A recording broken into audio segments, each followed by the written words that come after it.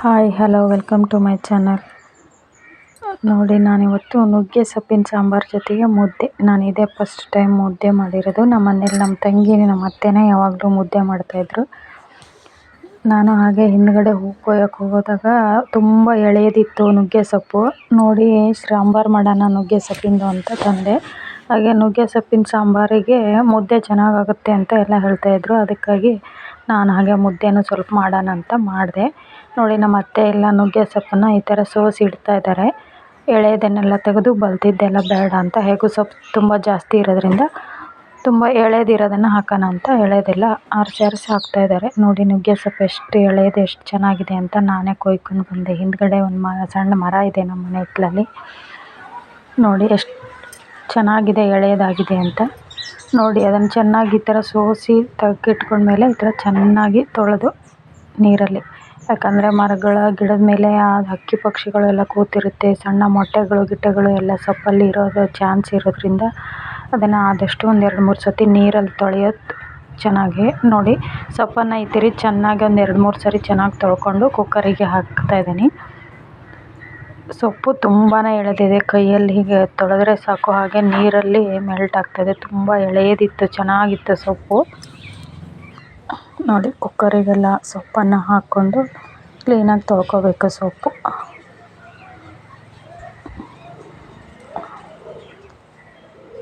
ನುಗ್ಗೆ ಗಿಡನ ಬೆಳೆಸೋದು ತುಂಬ ಈಸಿ. ನುಗ್ಗೆಕಾಯಿ ಗಿಡ ಆದಷ್ಟು ಫಾಸ್ಟಾಗಿ ಬೆಳೆಯುತ್ತೆ ನುಗ್ಗೆ ಗಿಡ.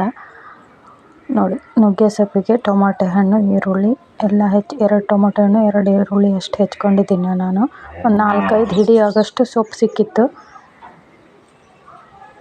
ನೋಡಿ ಕುಕ್ಕರಿಗೆ ಈರುಳ್ಳಿ, ಟೊಮೆಟೊ, ಸೊಪ್ಪು ಹಾಗೆ ಬೇಳೆ 1-1.5 ಕಪ್ಪಷ್ಟು ಬೇಳೆ ಹಾಕಿದ್ದೀನಿ ನಾನು. ಜನ ಕಡಿಮೆ ಇರೋರು ಅವರವ್ರಿಗೆ ಎಷ್ಟು ಬೇಕೋ ಅಷ್ಟು ಪ್ರಮಾಣದಲ್ಲಿ ಹಾಕ್ಕೋಬೋದು. ನಮ್ಮ ಮನೇಲಿ ನಾವು ಸುಮಾರು ಒಂದು 8-10 ಜನ 8 ಜನ ಆಗೋದ್ರಿಂದ ಸ್ವಲ್ಪ ಜಾಸ್ತಿನೇ ಬೇಕಾಗುತ್ತೆ. ನೋಡಿ ನಾವು 1.5 ಕಪ್ಪಷ್ಟು ಬೇಳೆ ಹಾಕಿ ಅದಕ್ಕೆ ಎಷ್ಟು ಬೇಕೋ ಅಷ್ಟು ಕುಕ್ಕರಿಗೆ ನೀರು ಹಾಕಿ ವಿಷಲ್ ಹೊಡೆಸ್ಕೋಬೇಕು. 1-2-3 ವಿಷಲ್ ಹೊಡೆಸ್ಕೊಂಡು ಸೊಪ್ಪು ಬೇಳೆ ಎಲ್ಲ ಚೆನ್ನಾಗಿ ಬೆಂದರೆ ಚೆನ್ನಾಗಿ. ನೋಡಿ ಈ ಥರ ಹಾಕಿ ಕುಕ್ಕರ್ ಹಾಕಿಡ್ತಾಯಿದ್ದೀನಿ. ನೋಡಿ ಹಾಗೆ ಈ ಕಡೆಗೆ ಒಗ್ಗರಣೆ ಸಾಂಬಾರು ಮಾಡಲಿಕ್ಕೆ ಹುರ್ಕೊಳ್ತಾ ಇದ್ದೀನಿ ಸಾಂಬಾರಿಗೆ.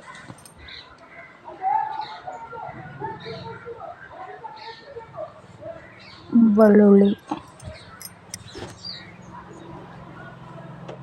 ಕರಿಬೇವು,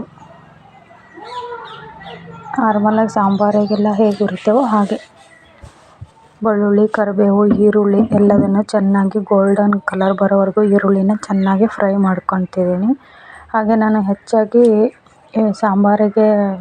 ಸಾಂಬಾರು ಪುಡಿ ಹಾಕೋದ್ರಕ್ಕಿಂತ ಸ್ವಲ್ಪ ಈ ಥರ ಸಾಂಬಾರುಗಳಿಗೆಲ್ಲ ಸೊಪ್ಪಿನ ಸಾಂಬಾರಿಗೆ ಇಡೀ ಕಾಳುಗಳನ್ನೇ ಹಾಗೆ ಕೊತ್ತಂಬರಿ, ಜೀರಿಗೆ, ಸ್ವಲ್ಪ ಕಾಳುಮೆಣಸು, ಒಂದು ಚಿಟಿಕೆ ಮೆಂತ್ಯ ಎಲ್ಲದನ್ನು ಕಾಳುಗಳನ್ನೇ ಉಪಯೋಗಿಸ್ತೀನಿ.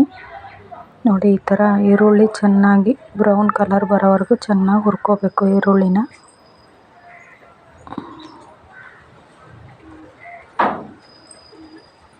ಈರುಳ್ಳಿನ ಈ ಥರ ಚೆನ್ನಾಗಿ ಹುರ್ಕೊಳ್ತಾ ಇದ್ದೀನಿ.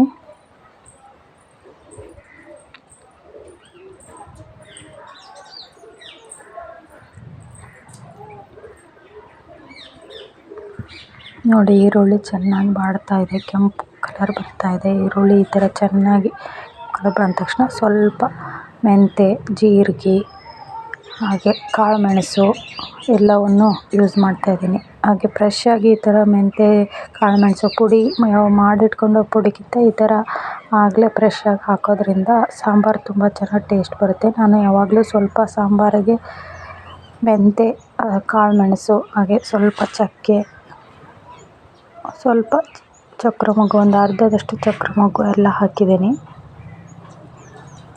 ನೋಡಿ ಅರಿಶಿನ ಪುಡಿ, ಈರುಳ್ಳಿ ಚೆನ್ನಾಗಿ ಫ್ರೈ ಆದಮೇಲೆ ಅರಿಶಿನ ಪುಡಿ ಎಲ್ಲ ಹಾಕಿ ಸಾಂಬಾರಿಗೆ ಹುರ್ಕೊಳ್ತಾ ಇದ್ದೀನಿ.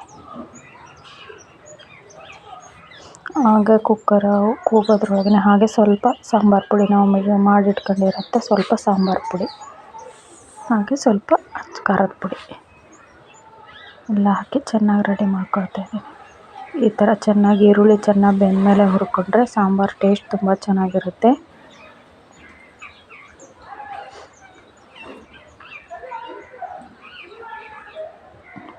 ಆಮೇಲೆ ನಮಗೆ ಎಷ್ಟು ಬೇಕೋ ಅಷ್ಟು ಕಾಯಿ ತುರಿ ಹಾಕ್ಕೊಳ್ತಾ ಇದ್ದೀನಿ.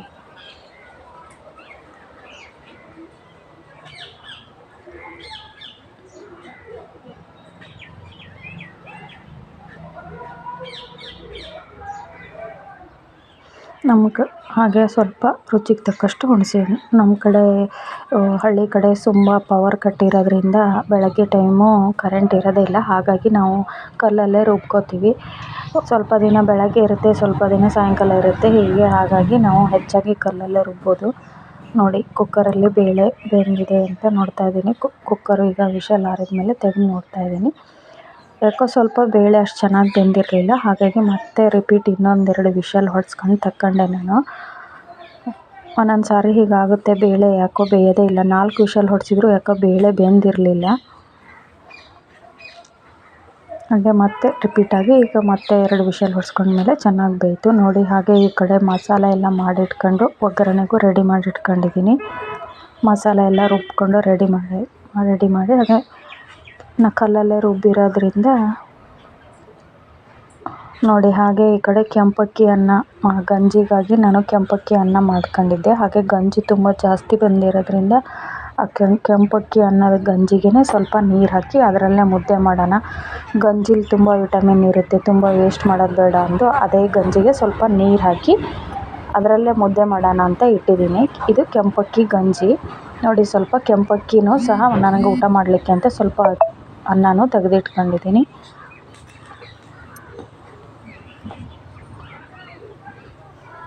ನಾನು ಮುದ್ದೆನ ಇದೇ ಫಸ್ಟ್ ಟೈಮ್ ಮಾಡ್ತಾ ಇರೋದು. ಮುದ್ದೆನ ನಾನು ಮಾಡೋದು ಕಡಿಮೆ.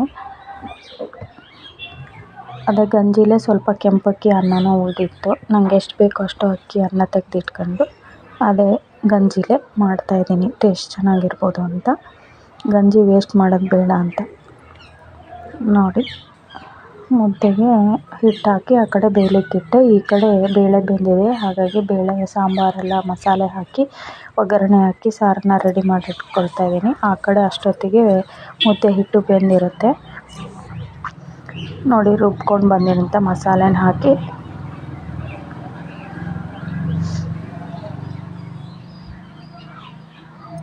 ರುಚಿಗೆ ತಕ್ಕಷ್ಟು ಉಪ್ಪು ಬೆಲ್ಲ ಎಲ್ಲದನ್ನು ಹಾಕಿ ನೋಡಿ. ನೀವು ನುಗ್ಗೆ ಸೊಪ್ಪಿನ ಸಾರನ್ನು ಮುದ್ದೆಗೆ ಟ್ರೈ ಮಾಡಿ ನೋಡಿ, ಚೆನ್ನಾಗಿರುತ್ತೆ ನೋಡಿ. ಸಾಂಬಾರನ್ನು ಮಸಾಲೆ ಹಾಕಿ ಬೇಯಲಿಕ್ಕೆ ಇಟ್ಟಿದ್ದೀನಿ. ಹಾಗೆ ಅದಕ್ಕೆ ತಕ್ಕಷ್ಟು ಉಪ್ಪು ಬೆಲ್ಲ ಎಲ್ಲದನ್ನು ಹಾಕ್ತಾಯಿದ್ದೀನಿ.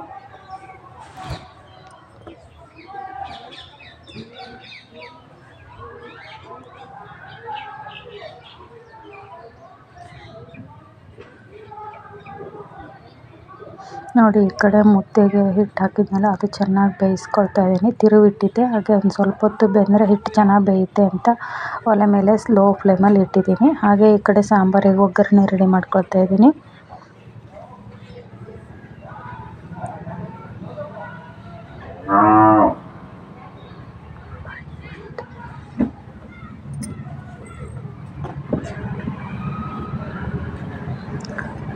ರೋಡಲ್ಲೆಲ್ಲ ಗಾಡಿಗಳು ಓಡಾಡೋದ್ರಿಂದ ವಿಡಿಯೋದಲ್ಲಿ ಎಲ್ಲ ಹೆಚ್ಚಾಗಿ ಗಾಡಿಗಳ ಸೌಂಡೇ ಜಾಸ್ತಿ, ಸ್ವಲ್ಪ ಅಡ್ಜಸ್ಟ್ ಮಾಡ್ಕೊಳ್ಳಿ. ನನಗೆ ವಾಯ್ಸ್ ಓವರ್ ಕೊಡೋದಕ್ಕೆ ಯಾವಾಗಲೂ ಗಾಡಿಗಳು ಓಡಾಡ್ತಾನೆ ಇರುತ್ತೆ ನೋಡಿ. ಈ ಕಡೆ ಒಗ್ಗರಣೆ ಹಾಕ್ಕೊಂಡೆ ಸಾಂಬಾರಿಗೆ. ಹಾಗೆ ಈ ಕಡೆ ಮುದ್ದೆ ಹಿಟ್ಟು ಬಂದಿತ್ತು, ಹಾಗೆ ತುಂಬ ಬಿಸಿ ಇರುತ್ತೆ, ಕೈಗೆ ಸ್ವಲ್ಪ ನೀರು ಹಚ್ಕೊಂಡು ಮುದ್ದೆನ ಮಾಡ್ತಾಯಿದ್ದೆ. ತುಂಬ ಚೆನ್ನಾಗಿ ಬಂದಿತ್ತು. ಇದೇ ಫಸ್ಟ್ ಟೈಮ್ ಮಾಡಿದ್ರು ಸ್ಮೂತಾಗಿ ತುಂಬ ಚೆನ್ನಾಗಿ ಬಂದಿತ್ತು ಮುದ್ದೆ ನೋಡಿ. ನೀವು ಕೆಂಪಕ್ಕಿ ಅನ್ನ ಹಾಗೆ ಸೊಪ್ಪಿನ ಸಾರು, ಉಪ್ಪಿನಕಾಯಿ ಮುದ್ದೆ ಹೇಗಿದೆ ಅಂತ ಲೈಕ್ ಮಾಡಿ, ಶೇರ್ ಮಾಡಿ, ಕಮೆಂಟ್ ಮಾಡಿ ನೋಡಿ ಮಾಡ್ಕೊಳ್ಳಿ. ಕೆಂಪಕ್ಕಿ ಅನ್ನ ಆರೋಗ್ಯಕ್ಕೆ ತುಂಬ ಒಳ್ಳೆಯದು. ನನಗೆ ಹುಷಾರಿಲ್ದಿದ್ದಕ್ಕೆ ಡಾಕ್ಟ್ರು ಕೆಂಪಕ್ಕಿ ಅನ್ನದ ಗಂಜಿ ಕುಡಿಬೇಕು ಬೆಳಗ್ಗೆ ಅಂತ ಹೇಳಿದ್ರಿಂದ ಸ್ವಲ್ಪ ಕೆಂಪಕ್ಕಿ ತಂದು ಇಟ್ಕೊಂಡಿದ್ದೆ. ಹಾಗೆ ಅದನ್ನು ಅನ್ನನೂ ಮಾಡ್ಕೊಂಡಿದ್ದೆ. ಸ್ವಲ್ಪ ನನಗೆ ರಾಗಿ ಮುದ್ದೆ ಸ್ವಲ್ಪ ಕೋಲ್ಡ್ ಆಗಿಬಿಡುತ್ತೆ, ಹಾಗಾಗಿ ನಾನು ಕೆಂಪಕ್ಕಿ ಅನ್ನ ಮಾಡ್ಕೊಂಡಿದ್ದೆ ನೋಡಿ. ಹೇಗಿದೆ ಇವತ್ತು ರಾಗಿ ಮುದ್ದೆ ಹಾಗೂ ಸೊಪ್ಪಿನ ಸಾರು ಅಂತ ಹೇಳಿ ಲೈಕ್ ಮಾಡಿ, ಶೇರ್ ಮಾಡಿ, ಕಮೆಂಟ್ ಮಾಡಿ. Thank you for watching. Bye bye.